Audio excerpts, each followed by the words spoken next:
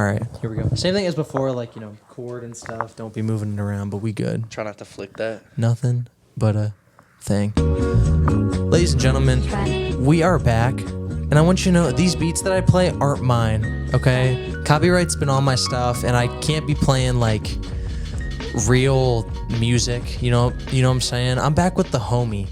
The homie. You guys remember him. I remember him. One of the most incredible conversations I've ever had. One of the best friends I've ever had. Nate Stahl, dude. Avery, brother. Dude. It's great to be here. I love you, bro. I love you too, dog. Like from like a brother to like... Brother to brother. Brother to brother, for real. Yeah, bro. This has been like... Dude, you said it best, bro. Like, whenever we sit down and talk, it's incredible. And, like, the fact that I can record it and put it out, what a blessing, dude. Absolutely. And we just said this literally tonight.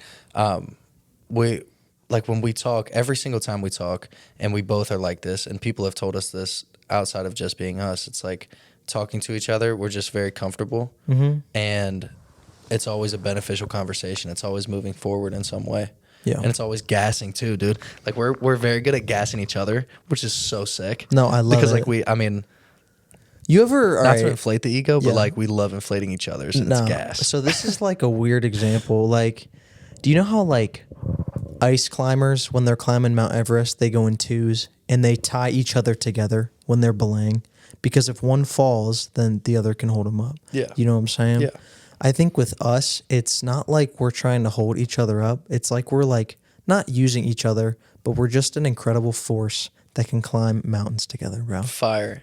And we rock climb. That's what I'm saying, and we legit bro. Rock climb. That's what I'm saying, bro. I mean, you do it a lot better than I do, but... What do you mean? Rock climbing? Yeah, because you're tall and lanky. Yeah, dude, and I just got girls. Hey, no. I don't. I don't. Bro. But, dude, the rock climbing... Okay, so... We do bouldering. We're not belaying. And correct. Part of that is that, like, I know that I only have to go 15, 20 feet, whatever it may be. And so I also know that when I'm falling, I'm just hitting the mat. And so I'm like, I know if my grip can hold and, like, my arm can reach it, I'm going to make an explosive move and just jump for it. Mm-hmm. And I think that technically, as a climber, I'm just simply not good. Yeah, that's not correct. But, like, out of... Huh? That's not correct. That I'm not good? No, bro. I'm saying, like... Or that... When you make an explosive move... Because they say... Yeah, dude, if I'm on the mountain... and smooth is fast. Exactly, you know what I'm saying? Exactly. And I'm the complete opposite of that. I'm not smooth on the wall. I'm pretty smooth other places, elsewhere in life. But, like... Pause. Yeah. Pause. Yo. But, yeah, on the wall, dude, it's different. Speaking of that, though... Rock climbing. Just watched The Alpinist last night, bro. Alpinist. The Alpinist. Help me out. Best documentary of all time about Marc-Andre Leclerc. And he's like this climber who grew up in Squamish, British Columbia. Dude. You know Free Solo? Mm-hmm. And like that dude that's like... With Honnold, Alex. Yeah. The GOAT. And so he's actually like in the documentary speaking about Marc-Andre, basically saying like what's his name again? Alex... Honnold. Okay. Yes. So he's speaking about how he has always viewed rock climbing as a sport, right? So like he's very much about like hitting these moments, hitting this climb, hitting this time, hitting all that stuff. And then he like says that this Marc-Andre Leclerc guy, like he's such a like geek, like he's a weirdo, like just dorky and like owns it. Like that's who he is. He's socially awkward, like super weird on the camera, but like just a natural climber and just loves climbing. That's so fire. Like he's done like different climbs. And that Honnold dude was like, I just respect it because he's just there for like the journey. And like, dude, such a good documentary. That's sick, dude. Like Nate said, we rock climb. If you didn't listen to the first episode, please go back. We get into some really gnarly shit, and it's great. It's organic. It's one of my first episodes, so it's not maybe as structured or whatever, or you know what I'm saying? We just kind of spat. But we're just going at our things, but now we're back at it, dude. We've been buddies for how long? Like, what, 2 months or something like that? To October. A little before October, so a little bit before the retreat was when we first connected. Correct, yeah. And now we've been boys. It's coming up, I would say 2.5, 3 months. Yeah, and it's been a great 2.5, 3 months, bro. I appreciate you, bro. Months. Not to like throw shade at anyone in particular, but like there's a couple people that like I've wanted to get on You know what I'm saying? They're like, yeah, what's good? And then we talk a little bit, and then like something falls through or whatever, which I get. People are very busy, but you've been really adamant about getting back and, you know, wanting to sit down and talk with me, bro. And that means the world to me, dude. Right? One of the first things we were talking about before we got recording, like 5 minutes ago, bro, is you were dogging the moon landing, bro. Bro, I was. Okay, and like Wait. even. Sorry. I don't mean to cut you off. No, you're This good. episode, a couple things I do want to get into a little later and stuff, but like, you know, We'll just start and warm it up. we'll kinda? start warming up, and then I'll tell you why. You know what I'm saying? Because All right. but I appreciate you, dude. This is fire. I got you. Tell me brother. about I you appreciate dogging the bringing me on. Tell me about you dogging the moon landing, bro. That's like So and you're not playing or anything. okay, You're being for real. Okay, this is Or like, come on, bro. like I can't tell you that I'm for real because I don't actually even know. Like I saw a conspiracy about this On and- TikTok, No, I don't have TikTok. on YouTube Reels. Oh, straight through YouTube. No, like, dude, I read about it, all of it, bro. And like NASA in and of itself, I think is a very sketchy company, I guess you could call it. Company. But think about how much money we give to them for them to honestly really do nothing. Like from 1969 till now, where like we're the most technologically advanced we've ever been, and we can't get back to the moon. But Elon Musk, and like I said this a little bit ago, like Elon Musk is the only person to successfully land a full rocket, and he hasn't even shot something that touched the moon. He hasn't even broke like the stratosphere, dude. Like there's just a lot that I'm questionable about, but also I was talking about 2001: A Space Odyssey, which, dude, fire movie. I'm Stanley plugging Kubrick, that. the GOAT. So- that might be. I don't That's a top movie for me. see. It's I'm a in my big. top 5. I'm a big movie guy, so I don't want to say something's the greatest because there's so many goats. Like I don't know. In my opinion, there are multiple goats in Yeah. whatever scene it is. Stanley Kubrick, '01: Space Odyssey, bro. That's one of the goats, bro. It's one of the It goats. inspires so much. It is a top 5 movie. I think like across all genres for me, easily a top 5 movie. Across like that science fiction-y, like including Interstellar, which I'm an Interstellar stan for real. Yeah. I have a Space Odyssey above it. And like that's you just know the what? reality for me. I'm dude. with you on that. You know Yeah. what I'm saying? Because Yeah. Interstellar is phenomenal, and it teaches you literally the purpose of life, right? But 01: Space Odyssey, that's inspired. nuts. It's incredible, and it blows your mind at the end, bro. Yeah, and also so there's the theory that we get into is that Stanley Kubrick filmed the moon landing because So the the guy that- movements Yeah. of them in the movie are like exact to like the whole like one small step for man, one big leap for mankind, bro. And so like there's just a lot that goes into this. Also, like you're saying that these like spacesuits from 1969 have mics in them where they're like if they can hear you so clearly and like hear you perfectly to like on the moon, dude. On the moon, and there's like there's a ton that goes with it, Dude, I don't what's- wanna believe you, but not like- Neil Armstrong, but the other dude. I forget what his Buzz name. Aldrin? Buzz Aldrin literally says like 50 times caught on camera in like conventions, like national conventions, dude, Yeah. where he's like, "What do you mean? We never even went there." And it's like, dude, honestly, like he doesn't sound like he's like being joking about the new conspiracy. He's just always like, Isn't he like a senile old man though? bro? But like, okay, you say that, but that's what they say about everybody. And like they like, okay, media pushes a bunch of stuff out. Like media, if you get caught up in media, or if you get caught up in like the media Yeah. in the United States, like everybody's pushed to be. If you say something wrong, you're a senile old man. But if you say something smart, you're like a lunatic genius. a fearless old leader. And like it's like, dude, Okay. and it switches day to day. And I'm not saying Okay. I'm not saying yes or no. I'm just saying I don't believe that we touched the moon. Okay, so then let me ask you this. Okay, I understand there was the space race and all that stuff, and we were trying to beat the Soviet Union. One of my alter egos, I would say, like when me and my buddies would shoot skits, I was Space Boy. So like space is like it's me, bro. I love space, you know what Right. I'm saying? And I'm big into that and stuff. I understand like we wanted to beat the Soviet Union to the moon Yes. and all that stuff. Okay, and I've read into this too, because in some of the Soviet textbooks, it reads totally different than it does in ours. You know what I'm saying? But this is what I want to ask you, bro. Okay, is at the end of the day, right? The Cold War, all that stuff. Okay, why would you fake the moon landing? You know what I'm saying? I understand that you want to be better, right? But where do you get technologically by faking a moon landing? You know what I'm saying? If you're proving what would be their purpose? If you're proving that your technology is more advanced, you're also proving that knowledge is more advanced. And part of the Cold War, like, and we said this earlier, I literally said, I don't care about reading if we didn't even shoot a bullet. I said that at one point. That wasn't even related to this topic, but that was just something I said. I hate history, by the way. But I genuinely believe that, like, a big part of that was just like, hey, who has the bigger bomb? You ever heard like the Trump saying when he's talking to Kim Jong-un and he's like, oh, you have a red button? Well, I have a red button too, and mine's bigger and it works. Yeah. And he's like, that's like a threat. And like the United States is known for like a huge nuclear arm, like a huge, just all of that.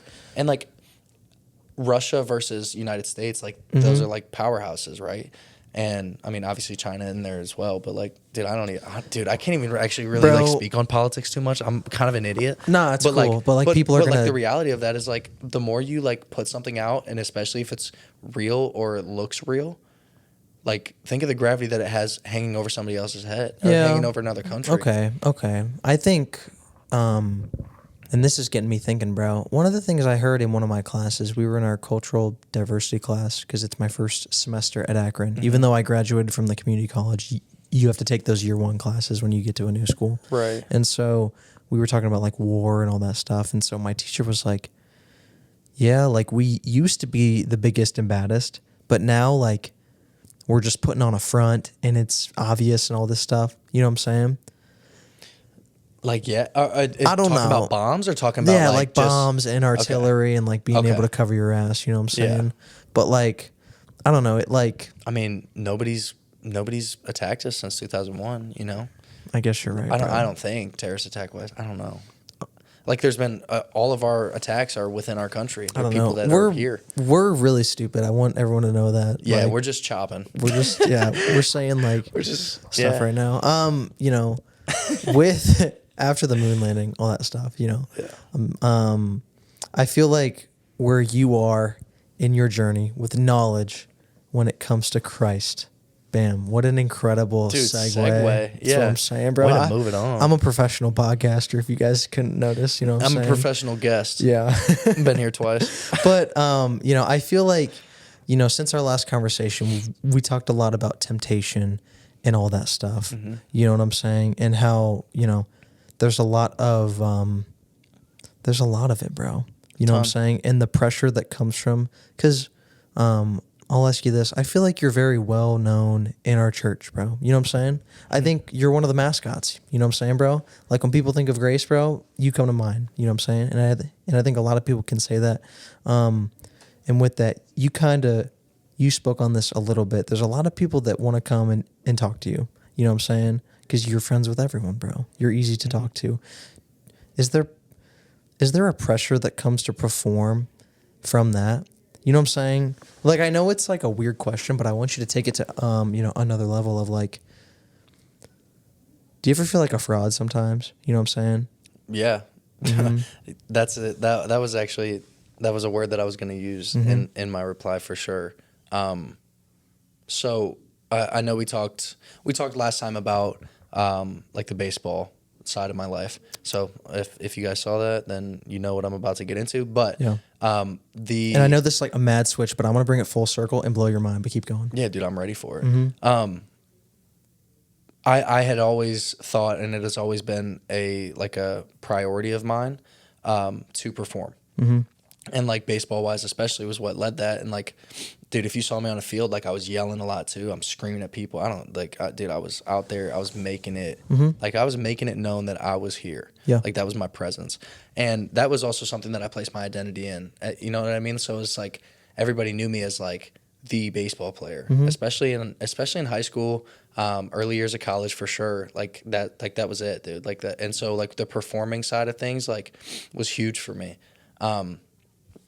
Moving on to now, when I was first around the church, I was really just meeting a ton of people. And like, dude, all of my relationships that I've built so far here, like as strong as they really are, because they are strong relationships and they're people that hold me accountable, that care about me and love me. Yeah. And, but early on, like, I didn't know about like that accountability aspect of things, right? Mm-hmm. And like I knew that I was a Christian and that my sister was here, she was a Christian, and like that was my thought. I wouldn't have considered myself a Christ follower at that time, Yeah. because I wasn't following in the footsteps or like his life, like what the life that he led. I wasn't following that in any capacity. Yeah. I was showing up to church and like I was sitting there like I said, dude, like all these people are talking to me and like they're coming up and they're meeting me and you're half cooked. dude, I'm like fried. Yeah. And like, so then there were times where like, honestly, even in those moments, I didn't feel like a fraud because I didn't even really know what I was really getting into. Mm-hmm. I'll say that.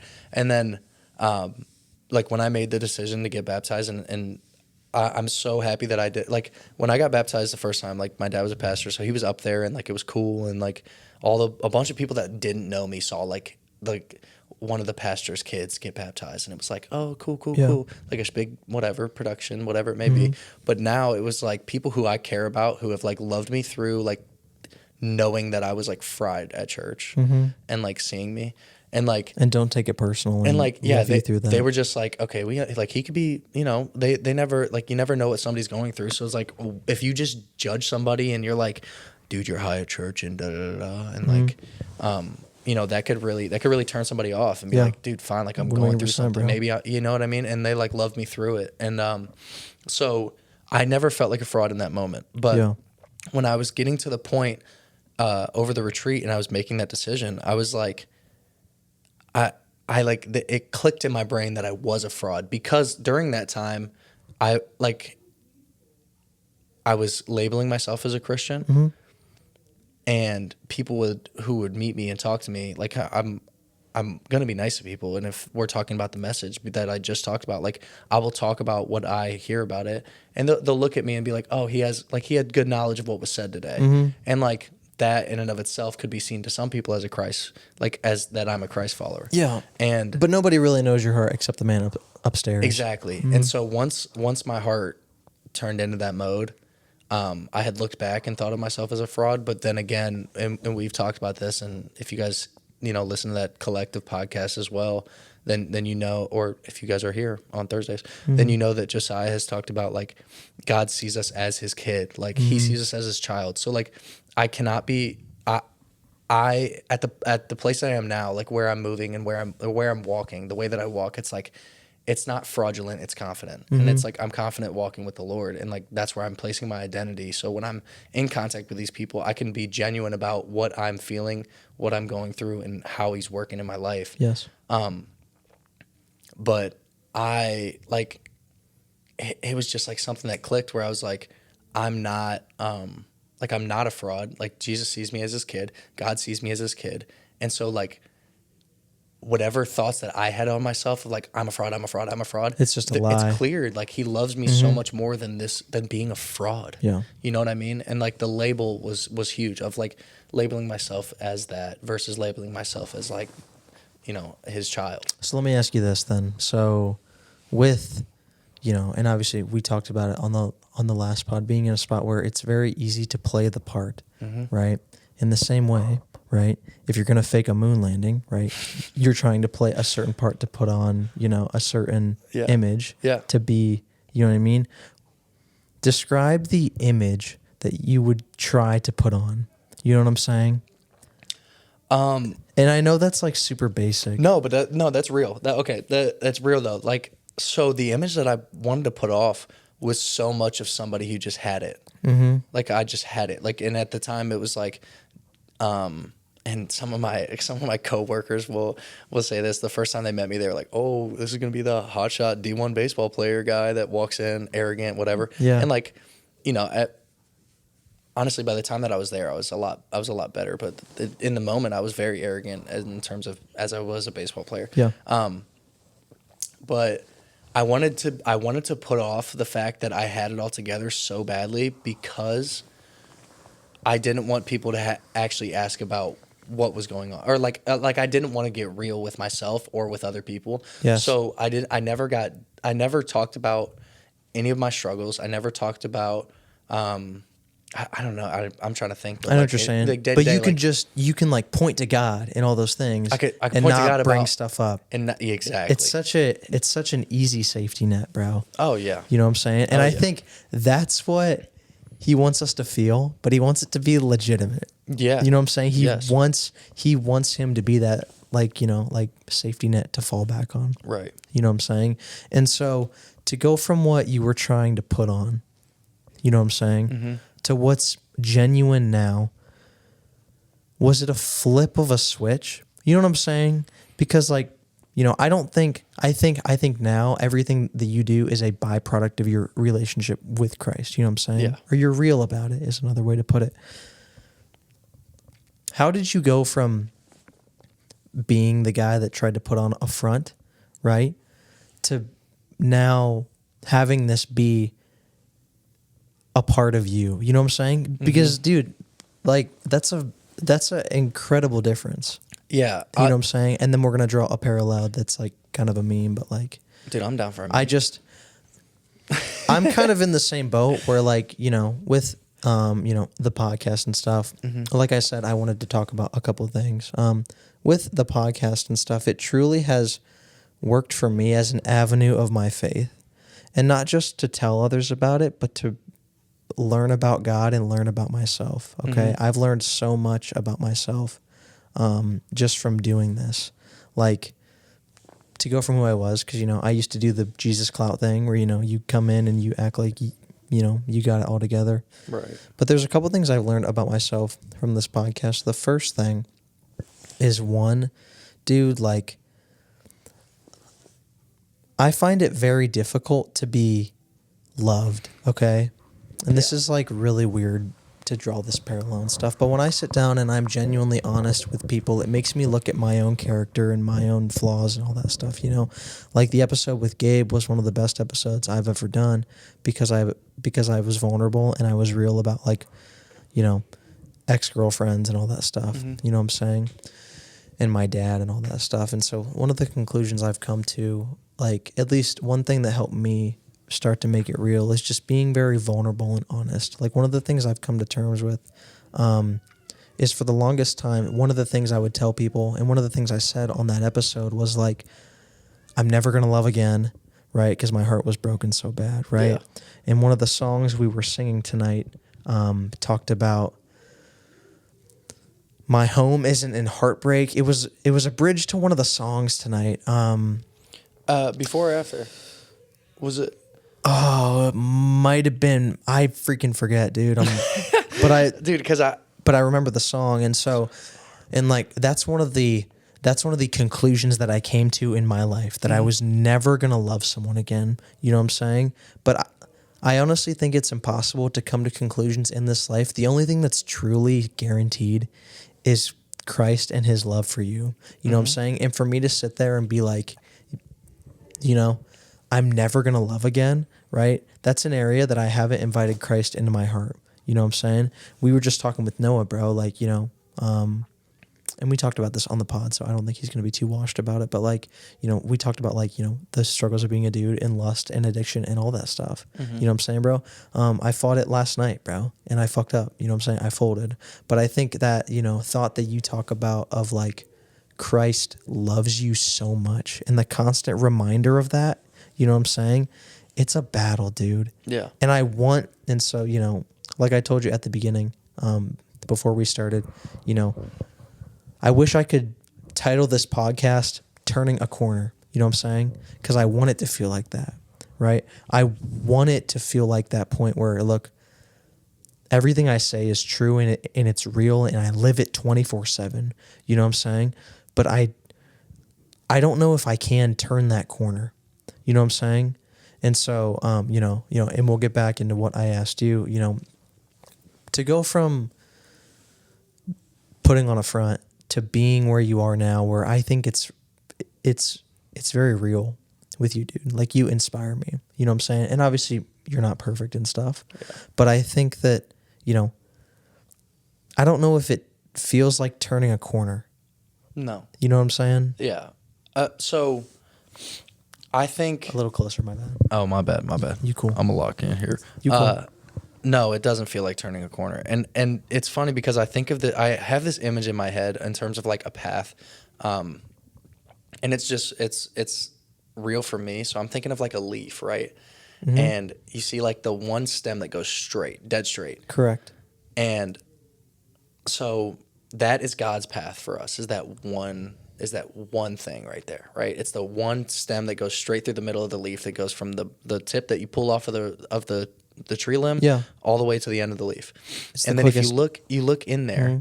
you see how many of those little like pathways there are. And not only those pathways, they have 4 or 5 on their own, mm-hmm. and they dip off, but they always come back to the middle. Yeah. And they always come back to the middle. And so we live life like that, where God has this path for us. So there's no turning a corner when it's like, when it is,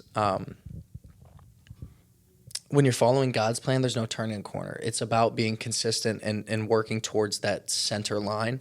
And I think that we stray, and we can stray very far. Yeah. And I'm thinking of like a Maple Leaf right now, like how the first one is like really far, and the second one's kind of closer. The second one, and then it's the top, and there's like a couple little pieces, right? Mm-hmm. And so like we go far away, and I was at that point where I was so far away, and something that really like spoke to me is when Josiah was talking about how the ultimate act of love is Jesus's death and resurrection. But not only that, it's God humbling himself down, the all powerful being humbling himself down into a human body, to then sacrifice himself and give himself up for that death. Yeah. All out of the love for us going into heaven, right? Mm-hmm. And so my Maple Leaf would have been freaking like it would be the world's largest maple leaf if it was of my sin going away from that center path. If this mm-hmm. was like the diagram that we're using. Yeah. But you know, we go off and we do different things, man, and it's constant and it's nonstop. Yeah. Like it is all the time. We do things daily that it's so difficult to stay on the path, just because we get so caught up in our lives. And it's human nature for us to think about the things that are stressing us out rather mm-hmm. than to think about the one guy that loves us, you know? Yeah. And that's definitely like, that's the reality of it. And so I think that one of the biggest things for me was we were meeting here. It was Journey mm-hmm. to the Center of Collective. And I'm going to take my jacket off. Yeah, go for it. The pimpin' jacket, by the way. Absolutely pimpin' jacket. Let's like talk about it real quick. It's dope. Bro. I'm just trying to be like you for real. Dude, yeah, my jacket's over there. That's also a cool jacket, but we'll get to that later. It's way cooler than mine, bro, but less. Dude, sorry, it's less warm for sure. That thing is like, dude. Yeah, no, I could go fight polar bears in this thing, bro. That'd be fire, bro. Fire video? You want to go try to like find a polar bear together? Honestly, maybe not, because I'm going to Florida soon. Well, yeah. But I'm going to be honest, bro. Eventually. Are they protected? Yeah, but they're also like the most vicious bears. Like they're the biggest killers. That's true. So if we can get him to come after us, then we're allowed to defend ourselves. You know what I'm saying? Or, dude, real talk. Let's go kill like a giant bison or some. Dude, that'd be so. You know what I'm saying? Get some leather out of it. Let's get fur, barbaric. Make a big. I'm gonna make you a coat. Yeah. All right, fire. So back to what you were saying. Back to the path. And so. It's like, it's a daily thing. And so like what you're saying, like for me, was it turning a corner? Like, yes and no, because, in the moment that you're thinking about it and that you're really ready to make that decision, like you're getting I'm just sitting there, my heart's getting yanked on, and I'm sitting there and I'm thinking about all the things that I used to view as like, I need to suppress these. Nobody should know about these, and they hurt me. And like, that's how I used to view them. And mm-hmm. now I was thinking of them as like, I was getting pulled on so hard that God humbled himself down, like to feel every bit of that sin that I do, to feel all of that and die for it. Mm-hmm. And that was when I really felt the love, because I was so prideful, like high and mighty baseball guy, that I had really never been humbled, besides honestly when I got injured, and that was like the first bit of it, but then I responded to that horribly. Mm-hmm. And then I had got back and just like mentally humbled of like, oh, no. Like I am nothing without him. Something I've been not struggling with, but thinking about constantly, is a couple things. I'll start with this. With, being more in Christ, there's a part of me that feels better, right? Because I have answers to some of my questions, and I know that there's always someone in my corner, and I feel loved. And so it's a very fine line between like that turning into pride, you know what I'm saying? Yeah. And then like doing this the right way. Like, the pod has been a fantastic example, is where one of the, episodes I think I talked about, I forget who but I talked about how like, I felt like a fraud because people were gassing me up and they're like, Avery, like you do a great job of being vulnerable. And then, I went and messed up, you know what I'm saying? And they filled my pride up. At least I took it like that. I shouldn't have, but I did. And then I messed up, right? And then I felt disconnected from God, you know what I'm saying? Which is all just a big lie. And now when I mess up, it's not like, it still sucks, dude. It really does suck, bro. Yeah. It does. But I still feel loved. I feel like there's still someone in my corner, you know what I'm saying? And Right. I'm still looking for God's blessings every day. Do you feel like a better man since you found Christ? You know what I'm saying? So I've had this conversation with somebody. Somebody asked me, like, it was Alan. He said, "Oh my goodness, this This is gonna be my next episode. This was at the summit. Oh, you guys are in a treat Actually, with wait. Alan. I love Alan. After my big After one this Kaz home. Saturday, Like, yeah. can I not plug that? We'll announce it. Screw it, dude. So basically, if you guys know, the Cavs are winning a bunch of games. Okay, if you look on Cavs social media or any Cleveland social media, there's a guy named Unk who is outside the arena every time the Cavs win, and he's singing. He did the 11-0, 11-0. Well, basically, I hit him up. And he will be on the pod this Saturday. Now, that being said, I didn't think about this. This episode, Nate, will come out. It'll be Unk's, and then my buddy Collins, and then yours. Because there's something I want to talk about that I spoke about on Collins' episode. But we'll get into that. Do you feel like, Dude, you could. Oh, sorry, but you could clip that little plug right there. Yeah. Throw that on the gram, take it out of our episode, and put our episode after. You know what I'm saying? Not Because you're saying bad. going on, like, and you could just plug it and then be like, oh, this one's coming again soon. Because they know that I was wearing something different last time. I see. Okay. You know what I mean? Yes. I'll figure that out. Little marketing strategy. My bad, bro. Nah, bro. I ain't gonna like pay you. You know what I'm saying? No. But, I don't need that. I don't need the But cash. no, do you think since becoming to Christ, at least with me, there's been a pride lie that I've had to fight of like coming to Christ and like having it be real. I feel not worse now, but I'm born sinner. You know what I'm saying, bro? Yeah. And all the goodness that I should be feeling comes from God, right? Have you kind of like had that like maybe pride battle or like feeling like a better man? Or do you feel like a better man? You know what I'm saying? I just threw a bunch at you, Brett. Yeah. I would say I am much better at handling my temptations, at handling the things that hurt me.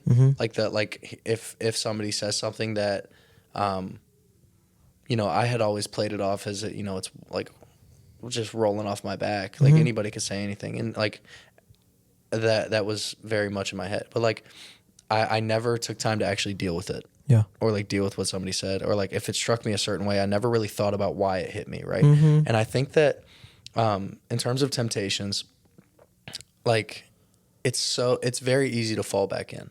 It really is. Correct. And it's a day-to-day thing of it's a constant pursuit because those things are like they're constantly gonna, especially last time we were talking a ton about women, and like there's just the just brutal reality of it is, dude, like we're at the prime time where like everybody's bodies are in good shape, everybody's like hair's good, like hair's not falling out yet, like like the reality is like there's a ton of beautiful ladies, okay, and like there's gonna be something that sparks that, and then there's also a ton of like our experience with these women in the past that will just recycle. You'll see something that reminds you of something like that, and it's like that is a daily thing. And I talked to Isaac Bogue about this, and goat, absolute goat. Led us in this room today, actually. Like he's another like chill god. So please, so chill. We gotta like start something. I don't know if it's like this, but I want to do something where like, I don't know. The podcast is great because it's like mad chill and stuff, but like I don't know. I want to do something where we can like be chill, but for Christ and reach others by being chill. Right. You know what I'm saying? Just like a chill sesh, like a chill Bible study. Like let's everybody get couches and just like post up, and then we'll talk about it. Yeah. I don't know, bro. But so I was talking to him about it. Also, dude, I just had a reminder because I was the one that sent us off that polar bear little like journey of a talk. But I have something to finish talking about there. Yes.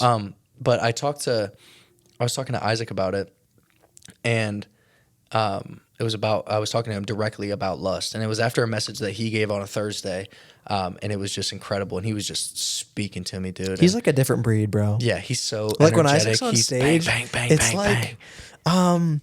Okay, so, I'm trying to think of a fantastic example. Okay. How about this? You got Bron, you got Jordan. You know what I'm saying?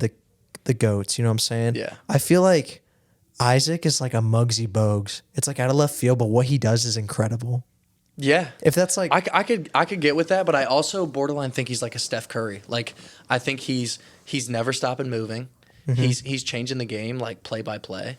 He's very much so like and this church here has Jeff Bogue, head pastor. Josiah is like Josiah Bogue again, the Bogues.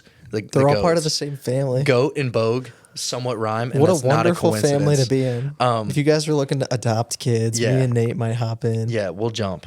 We'll for real. Even though like I think our dads are like homies, so that's kind of dope. Yeah. But so like those two are like your MJ Jordan, and they're very much like they have different styles. All three of them have very different styles. Yes, bro. Very different styles. So like that's the thing that we're looking at. Like a lot of people consider Steph Curry the GOAT in some regard, and Isaac's up there in that conversation in a super different way. The way that Steph Curry is, rather than being a big physical specimen like LeBron, or being a like just a paint attacker and like inside scorer and just like gritty winner like Jordan, and like you know what I'm saying. They're all goats in their own respective way. I keep no, you're interrupting good. you. You're good. So we were talking after his message about lust, and part of it that he was saying, as I was telling him that like I would be having these conversations, and I would definitely like just who I am in terms of like wanting to grow and like learn. I'll talk to them, and like I'd be talking to women if it's in the church, but I'd still have like a thought in my head of like, you know, she's just a beautiful lady, like, or whatever it is. And he had told me, and this was really early on, I'm thinking like July, maybe June, July in the summer. I know it was in the summer. I'll just say that.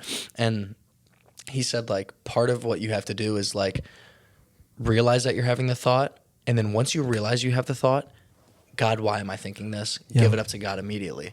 And so that is something that like, it's super difficult to do. It's extremely difficult to do. Yeah. Because you could get really lost in thought, but it's also something that is very important in terms of making that like we said, it's a daily thing. So it's like you need to be able to realize when you're having those thoughts and be able to give it up to God. And I mean like really give it up to God. Yeah. You know what I mean? And so not just be like, oh God, help me. Yeah. I mean like just say like, God, I love you so much more. I'm going to replace this thought with your love, because this lust is not actual love. Yeah, no, it's not. But it's very difficult to sit down. Like, I don't know, for me, and you can tell me if you've felt this or maybe like if this is correct or whatever, but it's almost felt like a chore to do that.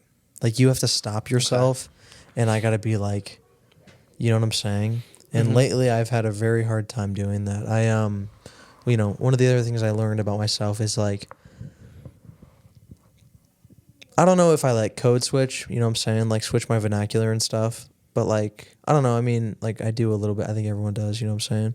But like so the reason I want Colin's episode to come up before this one is because I'm talking about this right now. I told a story with Colin, and Colin is fantastic. He just like, he is so funny. He's hilarious, bro. He's funny.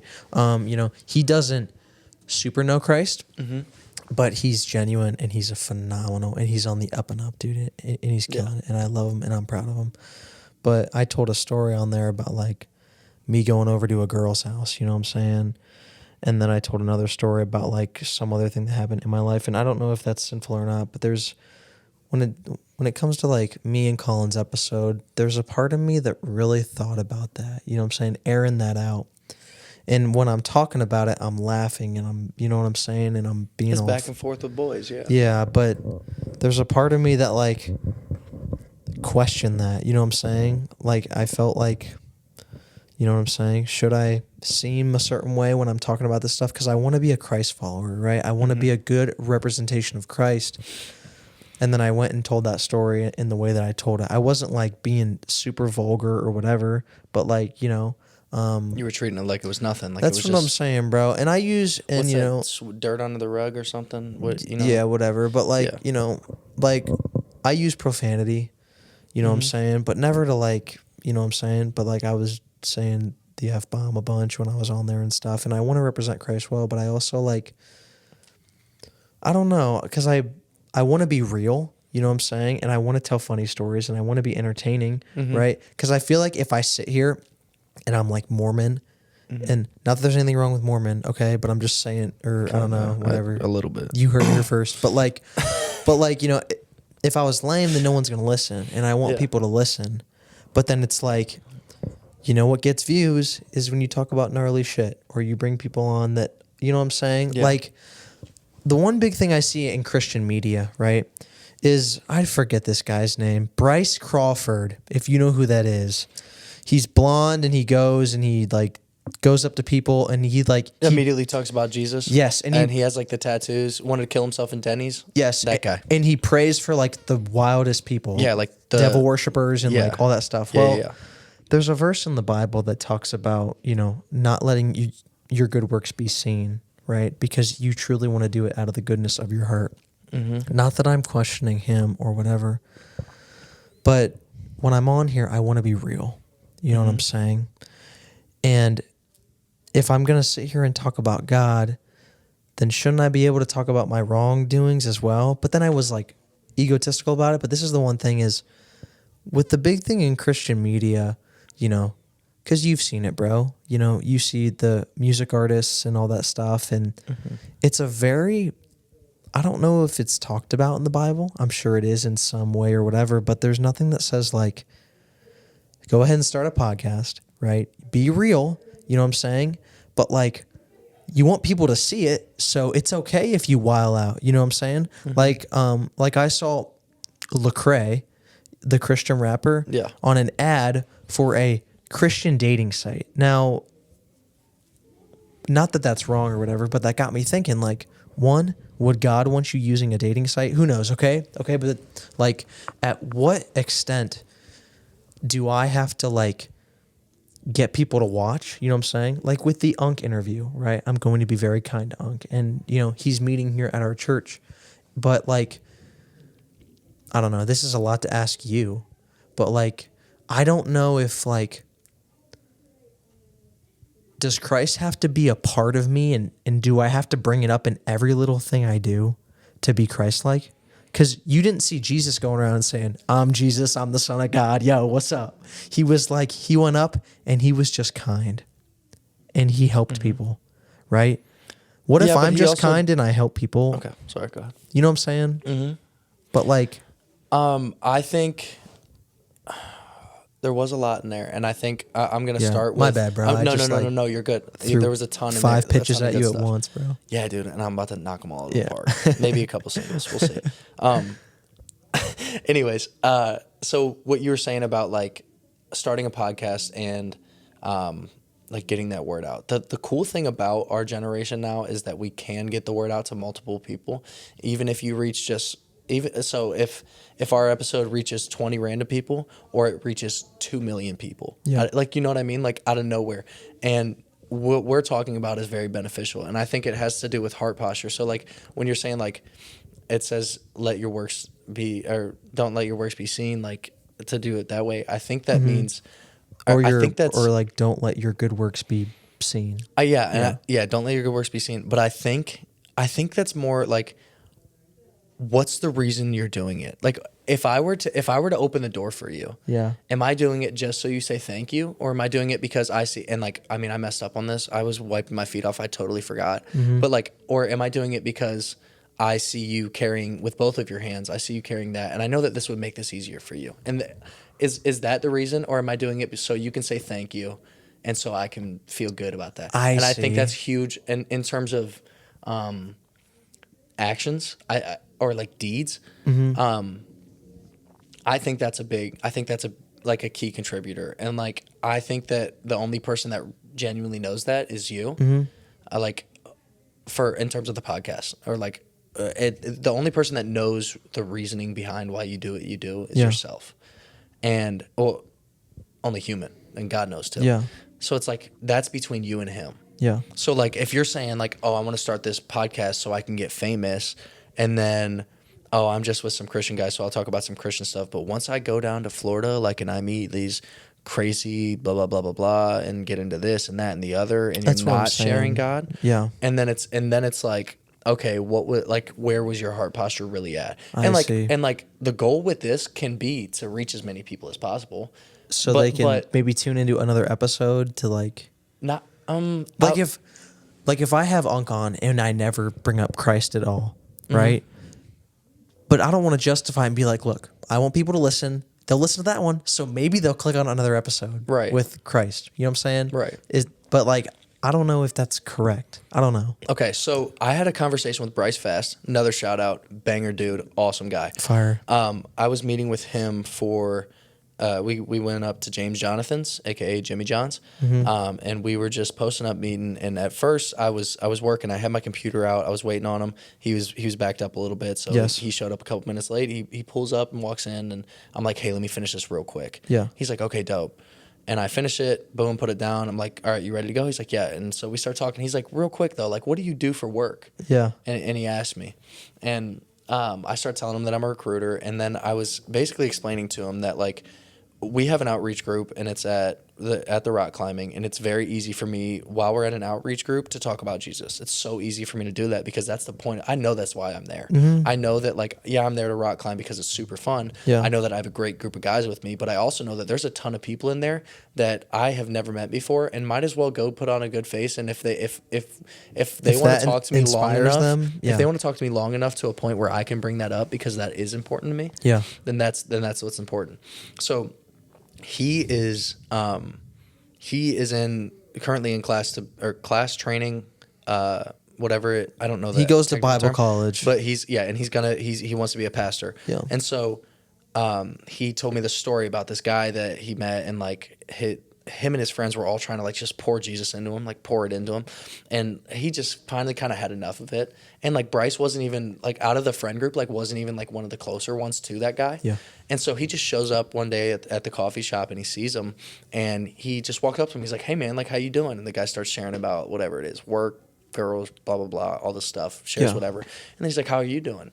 And the first thing he says is like, great. Well, I got done with this class, and God's really working this way. And right away, he's like, dude, you guys always just say this nonstop, and you're About God. Yeah, and you're always talking. And he said, hold on, like wait a second.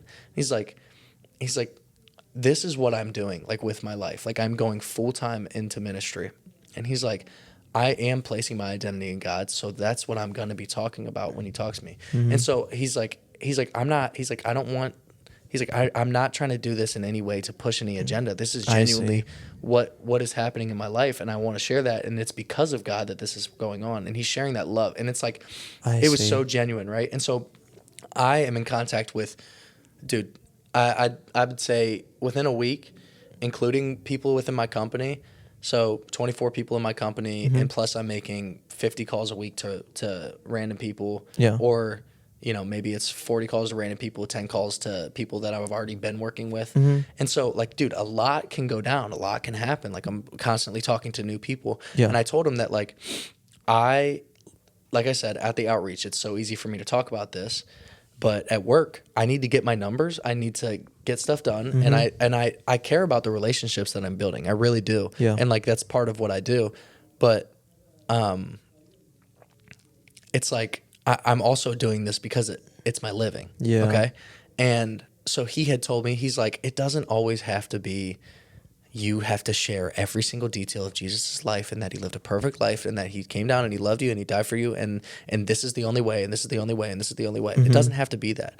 He told me, like, for me being a recruiter, the interview process. He's like, the interview process, I'm sure, is stressful. He's like, probably for you and definitely for the people actually going through the interview process. Yeah. And he's like, so, you're building this relationship with them over time. Think about just how far it could go for you to say something as small as, hey, this interview process is they're looking at 2 to 3 weeks in this process or during this time. So, we'll be in contact, and I know that there can be a lot of ups and downs, and it's hard to wait for some of these answers, especially after being there. So I'll be praying for you.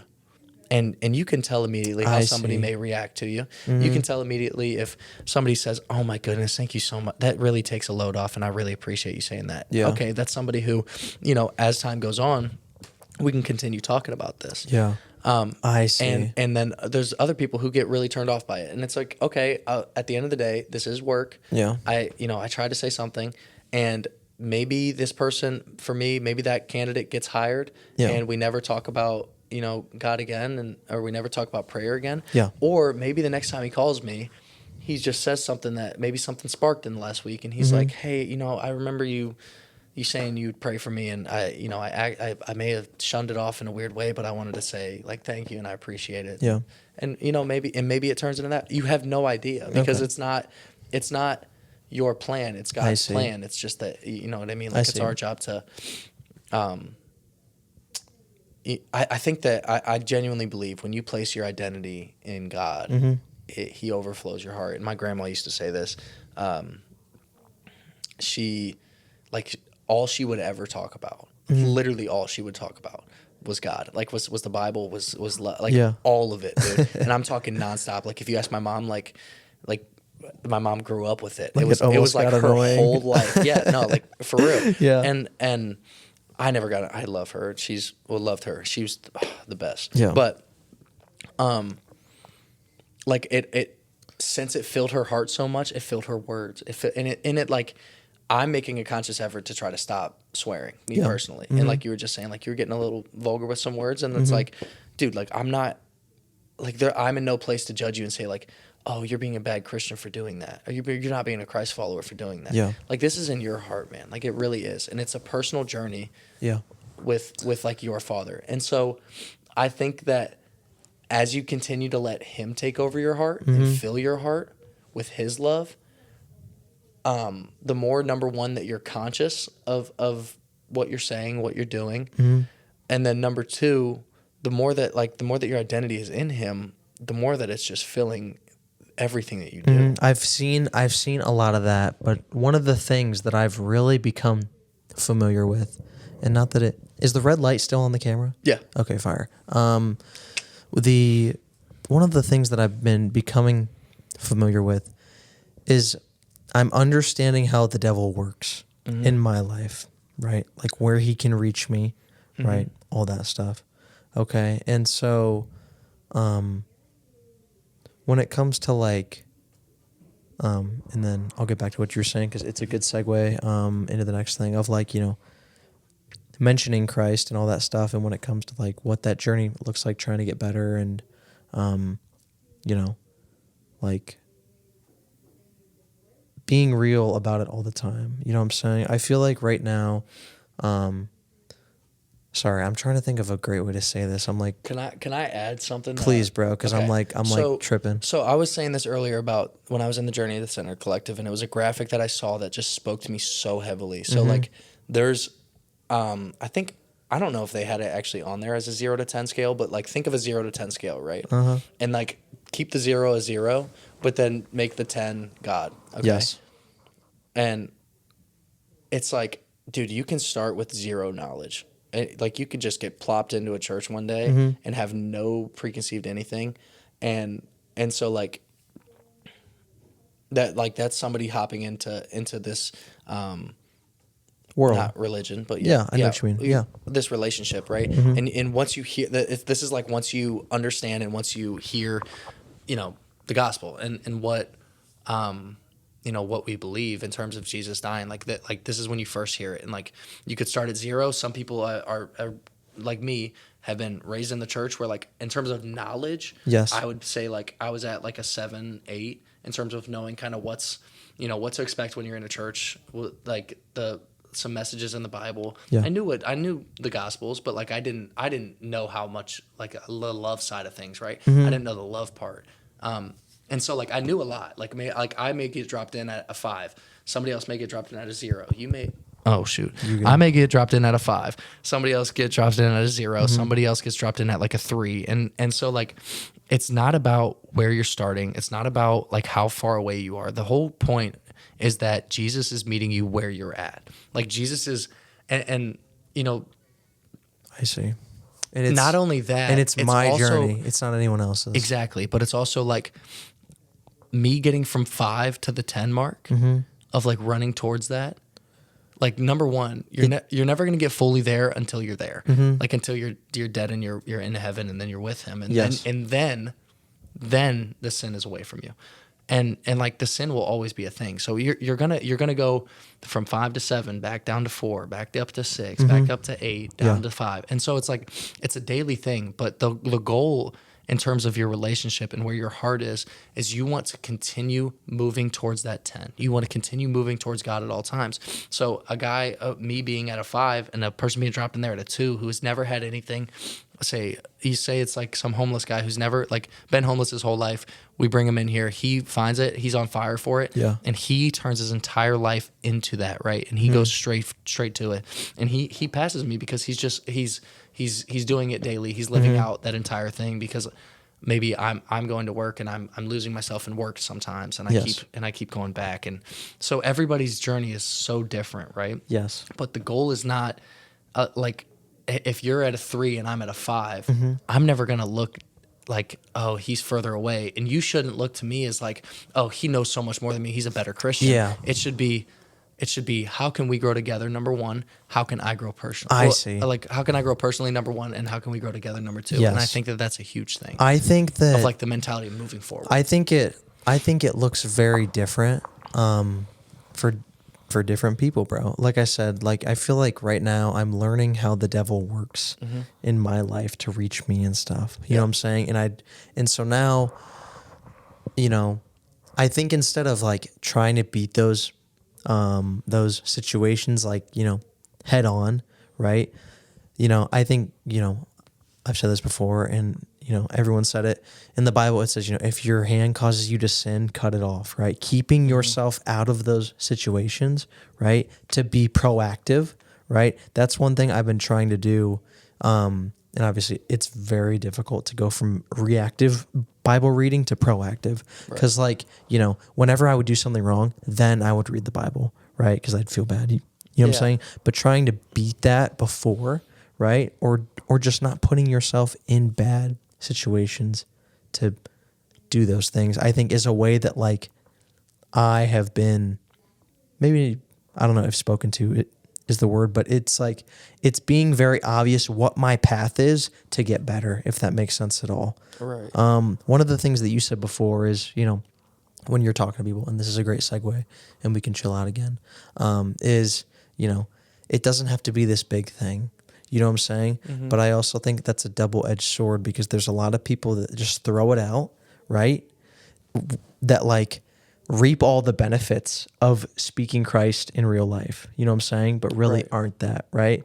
Great example. We were talking about this before in rap today, right? You hear rappers shouting out God and all this stuff, right? Or like we were talking about ASAP, and I want to tell you a story about Rocky. But like, at the end of Hijack, he goes, talk to God, hit me right back.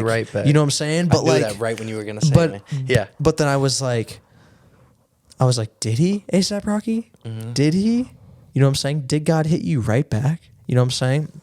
And so one of the things that like, you know, first I'll tell you my, A$AP Rocky story. So on the day of my grandmother's funeral, right, it was me, my brother, my sister in the car, and I was driving, and, you know, I'd drive us to the whatever. For some odd reason, bro, like, you know, Spotify has like a recommended or whatever, bro. The whole day of my grandmother's funeral, like how out of pocket, we bumped A$AP Rocky all day, bro. And there's a song. Whole squad bumping it? Like it wasn't just you? Like, No, not like my whole family, but like okay, sorry. me, my brother, and sister. Right. We listen to A$AP Rocky All right. all day. Yeah. Okay. And there's a song called, you know, Holy Ghost, right? At the beginning of ASAP. And he says something at the end of the verse, and he's like, you know, you better pray they got room upstairs. You know what I'm saying? And so I think like with, you know, all this stuff, I want my heart posture to be known right now. Okay. And I don't know if this is a prayer or whatever, but I want, first off, lately, I feel like it's been a chore for me to get into my Bible, right? And I haven't had the motivation or the understanding to like want to stop jerking off. You know what I'm saying? And so, with these rappers and all this stuff, I don't know what their heart posture is, but this is what I want everyone to know about mine right now is I don't know what my like. Now, I know I just told you, like, you know, I'm seeing how the devil works and it makes it very obvious, but I don't know what my steps are moving forward, okay? Because this is what my goals are already. I want to be a movie director, right? I want to make content. I want to be creative. I want to do all this stuff, right? But like I said before, right? If you shout it out, that's cool. And you get all the perks. You get all the perks of being a follower without being a follower. You know what I'm saying? But I wonder if like subscribing to Christianity, you know what I mean, okay? Yeah. I'm No, not I know- meaning I know like what you actually like subscribing, but I don't know if like that takes certain routes off the table. Like for example, at my old job when I was selling insurance, I think that was a route that God took off the table. You can't sell life insurance out of a pyramid scheme and like be a, I don't know, don't like take this in stone, but like I don't know if you can do that and then like be a Christ follower. You know what I'm saying? And be genuine. Or like, can I rap? Right? Can Lecrae rap and be on the dating website ad? Right? Can Bryce Crawford go out and speak to people in conversations that maybe should be one-on-one? I don't know. I don't even know. But like, I know that heart posture is important. But at the end of the day, bro, Thanos thought he was doing the right thing and he murked half the universe. You know what I'm saying? Yeah. So it's like, I don't even like, you know what I'm saying? Sorry, With all this- murked is one of my favorite words, and I always think of this video, and dude, sorry, but this might You're might good. have to get edited out, but it's just like Nah, bro, it's you're just good. like this. It was like this promotion that was like, yo, my buddy paid $50 to murk a midget with a trash can, and like anytime the term murked gets brought up, like It's Thanos, hilarious, like that's bro. exactly what I think of, And- but.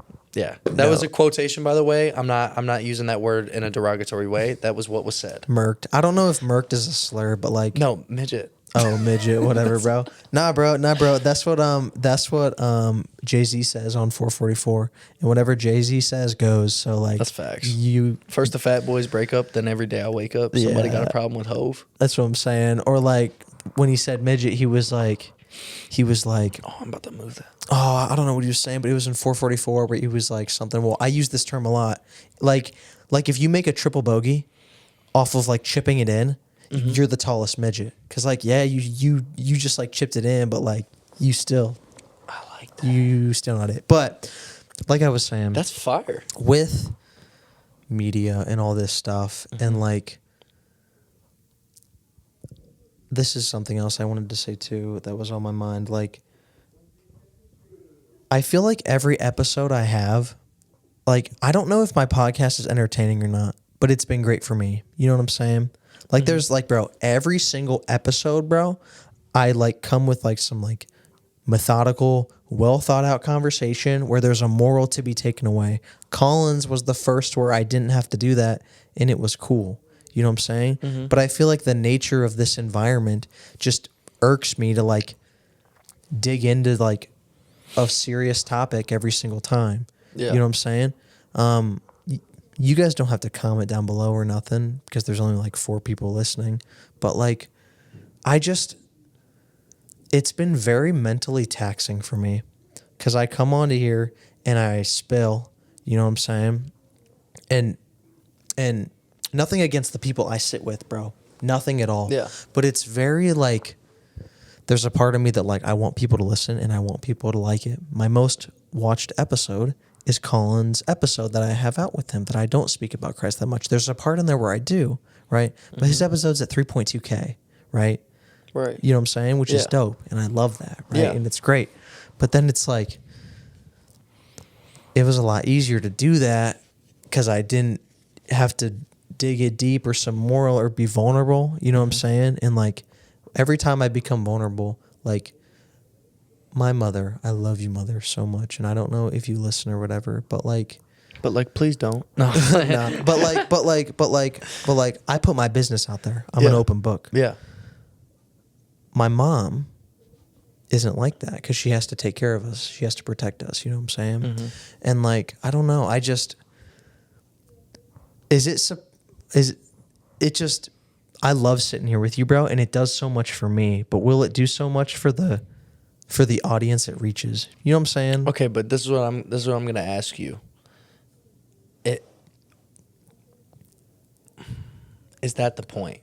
Like what's the point? Is it so, like, are you, when you're saying you want to be a movie director, I know that part of that is to say that, like, you know, when you're talking about, like, we say like Stanley Kubrick earlier, we mentioned him at the very start of this, and like, everybody knows his name, right? And like, that's like a huge thing. And like, the goal when you're getting into being a movie director, like, it definitely may be that, and to be at that point. But if you're constantly making something that you're not, number one, passionate about, and number two, that you enjoy, and you're making it for others only, you're not gonna be nearly as good at it simply because your heart's not in it. Like, simply because of that fact, if you make a movie about, and I saw this thing, it was earlier about, it was like Morgan Freeman talking, and like, this is so, like, not to like bring up race because like I don't, whatever, but like, he's asked about something, and he says, I don't think it's a color thing. She's like, so do you not think a white man could make this movie? And he said, I don't think it's a color thing. I think it's a culture thing. Like, he said, like, we all know what a hot comb on a Sunday morning feels like before church. And he's like, white people don't know that. Like, and so then he said, it's the same reason. Who made Schindler's List? Who? Schindler's List. Schindler's List? Is that a movie? Yeah. Damn, I'm. Oh, you bugging. got to lock in on that one. Yeah. So a Jewish dude made. Usually I'm like good with all that. Like, right. Anyone brings up anything, I'm cool. But like, is Kubrick Jewish? Stanley Kubrick? Yeah. A lot of those guys are Jewish. I don't know him. Dude, so like, okay, a Jewish guy made Schindler's List, and it's like all about like the Holocaust. And then he's like, okay, so he I made see what this, you're and then getting at. somebody else made, and it might have been like Goodfellas or whatever. But they're like, an Italian made this about the Italian mob, and he's like, could they have done well, like shooting that video? Yes, they could have, because they're very good at what they do. But it's not that's not their culture. They're not aligned with that, like in their core. You know what I mean? Yeah. And so I think it really, like, that's what I'm saying. Like, I think with my line of work, it's really easy for me to say this because mine's all about relationships. Like, my work is relationships, and I think that that's what our religion is as well, as building our own relationship with God, right? Yeah. So like, it's easier for me to have the parallels, and not only that, but I have a company who believes this, who has the same beliefs, and who encourage which me, is phenomenal. That's a blessing. Awesome. Very much a blessing. And so like, if your passion is like that creation of content and that like movie creation and like building something that's like so big, you know, like movies are big, dude. I'm a movie fanatic. I love them. And like they're big time, dude. And so it's like, are you going to make these about something that you're passionate about or something that you think other people will like, and you need to try to reach everybody and make sure that everybody likes it in a certain way? I think this You get what I'm podcast is saying? a incredible reflection of me. You know what I'm saying? With the episodes with certain people or whatever, right? I'm not always screaming Christ every little second, right? I don't think any of us are. You know what I'm saying? Yeah. But I've put myself out there enough to where it looks like that. You know what I'm saying? And so I don't know if anyone's going to listen or whatever. But I truly, like I said, this has been so incredibly transformative for me, and I've learned so much about myself, right? And Rick Rubin, if you know who that is, he's done stuff with like the biggest artists in the world, bro. He's like, Why do I know that name? Rick Rubin. He's got like a beard. You wouldn't. Yeah, if you pulled him up right now. You might. Dude, we need like Joe Rogan, like a Jamie that just sits back there and just I'm doing Google my something. best, bro. Well, no, I like that. I like that you double team it. I mean, dude, whoever wants to do that and not get paid, Yeah. like, you know, hit him up. Rick Rubin is this guy with the beard. If that looks familiar Yes, at all, basically, immediately. he's one of the biggest creatives ever, and he inspires people. And one of the things he says at the end of the day, everything is going to be stolen from someone else, right? Whether it's a narrative or plot or whatever. The only thing that truly is original is something that reflects you, right? Yeah. This podcast has been such an incredible reflection of me. And the fact that I'm not always perfect and I'm going through my ups and downs. Like, you know, in the early episodes, all I would talk about is how I'm on fire for God, right? Right now, I'm about to leave for Florida. Girls are hitting me up. Yo, I'd love to come down and see you in Florida, all this stuff, right? And it gets me thinking, bro, right? I'm not gonna have to come to Collective. I'm not gonna be around the homies to where I have to be accountable. Yeah. Right. And it's incredibly tempting. Right. And there have been times in my head where I've like, all right, fuck it, let's go. You know what I'm saying? Yeah. And then, you know what I'm saying? But like right now, like, you know, with jerking off and all this stuff and trying to find the motivation to be in the word, I want to. You know what I'm saying? And not that, you know, like I said, this is a prayer or anything, but like, I want God to show me. I know he's there. I know he's there. But I feel like I'm running out in front of him. Like, you know, when you're running a marathon and you've got a pacer there with you that's supposed to help you keep a time, I feel like I'm sprinting. And he's like, Avery, like, relax a little bit. I got you. All right. You got to trust it. I got you. And I'm getting out in front of myself a little bit. Right. Yeah. And so when I feel like I'm getting distance from God, right, I feel like I don't have purpose. And because I feel like I don't have purpose, I jerk off. The reason those relate is because when you jerk off, there is an instant cause and effect. Body right? gratification. You know you're doing something to achieve something. Yeah. Right? That's why I do it. Right? The reason I've been doing it lately is because I wake up in the middle of the night and I can't go back to bed. So I sit on my phone. And because I feel like I'm useless, I do something that gets me that cause and effect, that instant, like, outcome. Right? Pause, outcome. I'm a rapper and No a Diddy. and a professional podcaster, but like a lot of my episodes lately have been unplanned, which are super raw, and I'm playing with that. My first like 7 were super planned out. Everything was directed, right? If I wanted something to be a certain way, it was. What I'm trying now is like a little more lax. Be real. Let God steer the conversation, and I'm trying to see how people respond to that. You know what I'm saying? And I want everyone to know out there that like this podcast, it's not perfect, whatever perfect looks like or whatever, because I'm not perfect. I'm not even close, but it's a reflection of who I am, bro. And I truly am broken, and I'm just trying to figure stuff out, dude. And I think that's the key to everybody, is that a lot of people can't even admit that they're broken, which was me for the longest time. And if you can, and like I was talking about earlier about like humbling yourself down, right? If you understand that you're broken and that you do need a savior, then you can really understand what that love feels like. And you're saying that you feel like you're running away and you just keep running.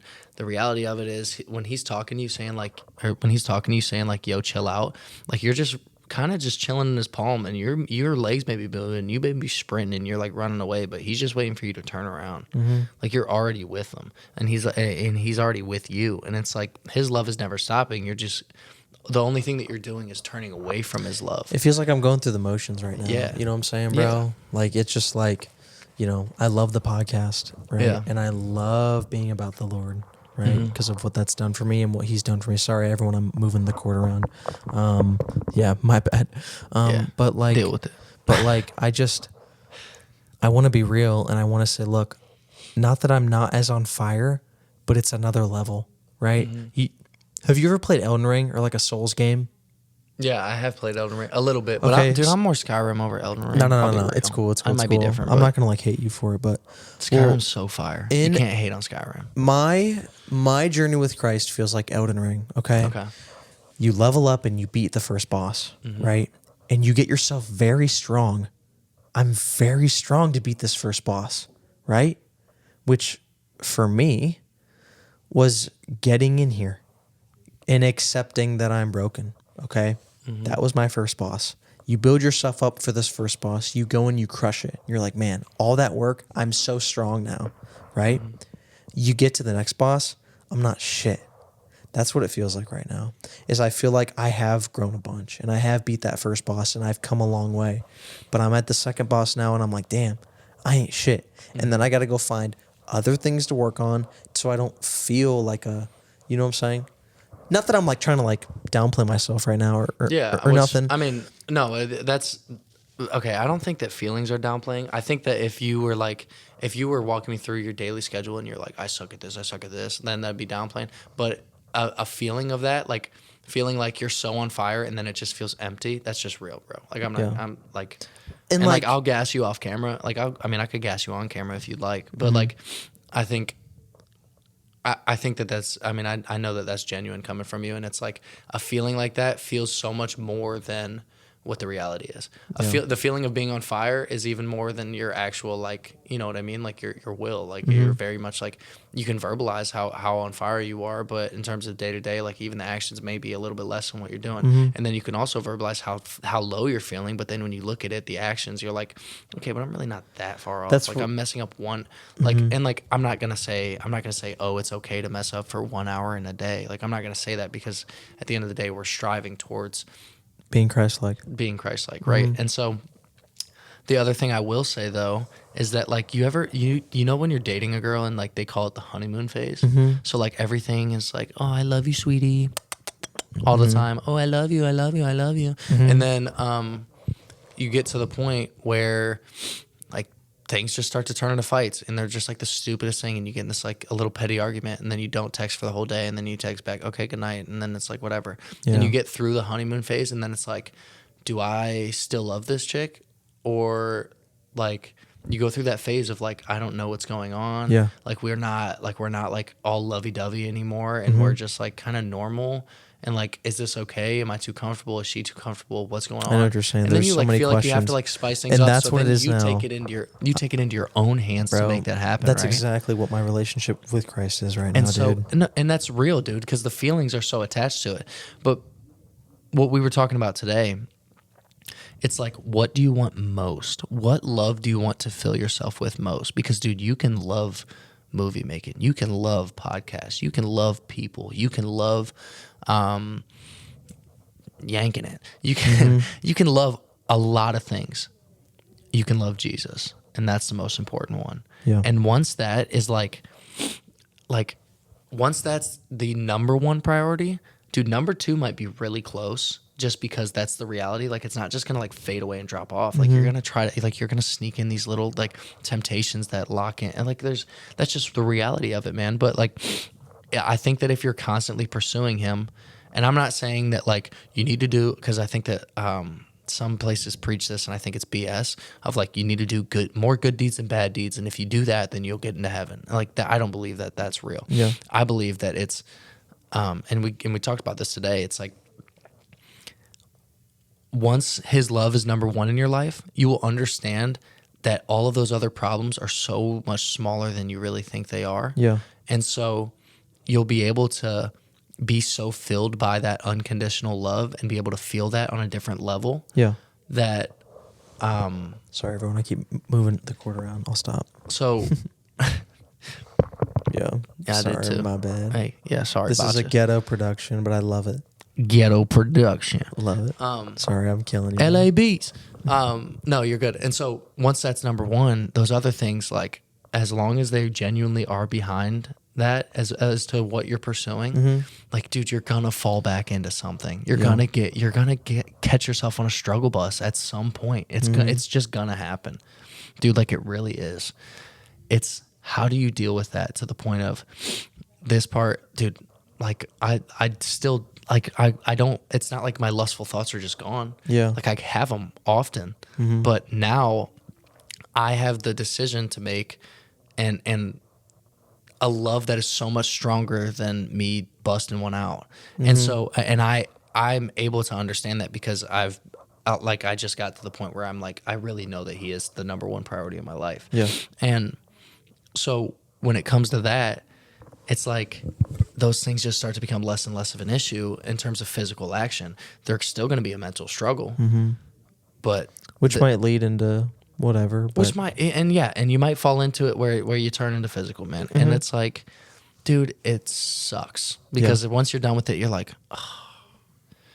Yeah, it hits and you're like, damn. Yeah, and it's like, yeah, but I feel like a dork. Yeah, you just gotta keep pursuing him, man. You know, I appreciate you. You know, like I said, like a lot of the episodes lately have just been like me rambling and like all that stuff, but like it's real, dude.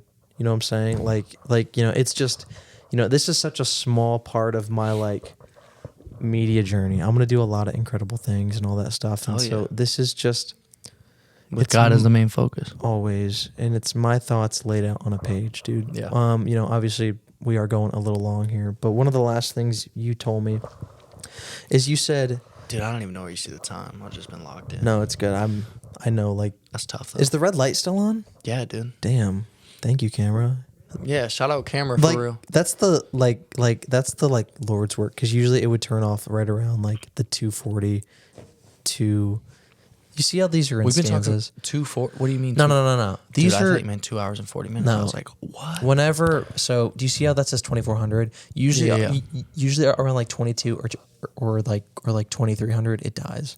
Okay, dope. But like whatever, sorry. But it's like living for us right now. one of the things that you said was you were like, dude, so many people want to start a podcast and, you know, they don't follow through. They're not disciplined. And whatever. They don't. Or really they want to make stuff and they don't. And you're like, you're actually doing it. And this is the thing for me, dude, is I feel like I haven't done shit. You know what I'm saying? Mm-hmm. I don't know what it is, but like everyone's always telling me, Avery, you're doing incredible things. You're doing awesome. Everyone at church is gassing me up. But I'm like, I ain't, you know. Okay, so are you? It ain't shit to me, bro. Where are you basing that value coming from, though? Is it from the people who are around you that are Christ followers that are just pumped that you have the balls to like get on a podcast and create a podcast where you're talking about this kind of stuff, or are you taking it from the 7 billion other people in the world that aren't watching it? That where you're like, when am I going to get that validation? That's a very good question, dude. And I think, dude, validation was a huge thing for me. I used to get I just wanted to get validation from like people screaming my name, and now it's like, dude, yeah. And not to be a certain type of way, because anyone who even like listens to this, bro, like you're listening to the rawest form of me, and that means so much to me, bro. Mm-hmm. But I don't know what that is. You know what I'm saying? I'm not even necessarily saying it's a bad thing, because it's good to be hungry. It's good to be competitive. I've always been competitive. I've always been hungry to like move forward. And like, I'd be lying if I said part of my job isn't being money hungry. Like, definitely is a huge part of it. And I think that's something that I battle in certain ways, and in other ways I understand that it's my job. But like I said, it's like, what's your main focus? Where are you getting your love? Where are you getting that validity? Mm-hmm. Is that the right word? Did I say that right? Yes. Okay, cool. Validation, validity. Yeah, I wanted to say validation, but I also didn't. And validity sounded so much cooler. It does sound But cool. Like, you know what I mean? Like, where are you getting that sense of enjoyment from? Yes. And not that I'm like, because with these rawer ones and whatever, I'm learning what I love. Mm-hmm. Right, and what feels real, and I love what feels real. Like, this has been great, you know what I'm saying? Because maybe whatever, it's not perfect. Dude, speaking of, sorry, this is just real, and it just popped into my head. Dude, I'm getting Taco Bell after this. That's all right, fire. Next thing, but I love it as well. This is how this is how I'm gonna wrap it up. Ready? Is I'm at a point in my life where I'm about to go to Florida and I'm about to do some really great things, right? And I'm very excited. And I'm excited for you, and it's going to be awesome. But I've never been more at a crossroads when it comes to my faith, right? And I'm excited to not like explore, but not like, be a delinquent or whatever. But I'm excited to see how God works in my life, and I truly don't know what he has in store. And like right now with the podcast, it feels like I'm just blindly cutting, right? And I'm moving towards something. You know what I'm saying? Sometimes it doesn't even feel like I'm moving forward. But I want you to know, if there's anyone listening to this at all, there's probably one person, because this is a long episode and I ramble. Nate speaks like a freaking G, but I just... Pimpin'. I love you guys so much. And like, if you're listening now, if you guys are big onto the day one train, then like, this is like, bro, this is the day one train. You know what I'm saying? Because I really do think that God's purpose for me is freaking incredible. And second off, I don't know where to go or where to turn next. You know what I'm saying? And I think that's okay. And I'm trying to turn back to God and do all that stuff, but it's a slow burn. It's a slow burn. Oh, most definitely, dude. And I'm not satisfied. Only fools are satisfied. But I'm excited. Yeah. I'm excited to see what's in front of me, and I'm next curious. Next step is going to be so cool. And that's the other side, too, that I feel like has helped me immensely. And I'm just going to... I know that you were closing it down, so my bad, but No, something cool. that is... This is your... How about this? This is your 18th hole. This is your 9th inning. Up 1, 2 on. Let me get heated up. Yeah. Dang, dude, you just made the moment so big for me. Made me nervous. No, but I'm playing. Makes diamonds, bro. Please. So... If we, like you said, when you're cutting through the forest, man, and you just don't know what's next, and like you don't even know if you're moving, like that's the coolest thing I think about my relationship with God, is that I know that I don't know what's next, but I know that he does. And so whatever he has, it is going to be good for me. And no matter what it may feel like in the moment that I'm going through, and maybe I made a decision that gives me some anxiety on what might happen from that thing that I did. Or maybe something bad happens to somebody that's close to me and I just get very scared and I get upset about it. But maybe the very next thing that happens is the most beautiful thing that in the world. And that's what God has in store for us. That is like the end goal. And the like, only way to find out is to chase it, man. The only way. The only way to find out is to chase it. And don't get my like serious talk, whatever, like don't get that confused for me being like depressed or nothing. Cause dude, I'm so in love with life and I'm so ready to keep moving forward. I'm going to miss you like hell, dude. I am, bro. But I'm excited. Florida. I know, hey, I'm dude. coming to Florida. We're going to do a pod in Florida. I know. I'm hyped for that. Real Florida. Is the red light still on? Yeah, Damn, bro. it is, bro. What? Real Florida jet. We gonna come in and talk like this on a pod. Ladies and gentlemen, I'm excited for what's next in life, and I don't know where to go. But I think the only way to find out is to move forward. You're good, bro. I know, but I wanted to put it on the cool way. Yeah, but now you look like a bum, bro, and now you're messing up my stuff, bro. No, It's cool. I was just pimping like this because I like hearing your real voice instead of through the speaker voice. I appreciate Close you. us out, though. I want to just look at the camera. Guys, I'm happy. I messed with the camera settings a little bit, so that might be why it's still recording. I don't know what the picture's like. I don't know what's going on right now. But I'm going to keep moving forward. Ladies and gentlemen, this is one of my greatest homies ever. I'm with Nate Stahl. God is good. God is good. The camera's alive. Things are really good in my life, and I'm a blank slate, ready to be art. Let him paint, brother. Something like that. Let him Ladies paint. and gentlemen, this has been 2G1C. We'll see you next time.